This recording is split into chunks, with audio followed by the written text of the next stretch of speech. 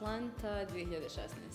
Prva sam mislim što sam bila već u HIA programu, ali u nacionalnom HIA programu. Tako da od tad sam htjela da se prijavim opet. Ne znam, mislim, pored toga nekako jedan od najboljih fellowshipa na svijetu koji razgovara o ljudskim pravima i tako da, mislim, to su bili neki od glavnih razloga. bilo je racial issues.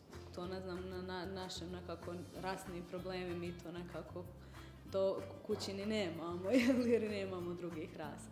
Pa zaista sam stekla super prijatelji i dalje imamo aktivnu WhatsApp grupu i tako. I bilo je super upoznati tamo profesore razne, u smislu iskustva je bilo genijalno. Super iskustvo. Zaista ne znam koji je negativni aspekt tog programa konkretno. Da se prijave.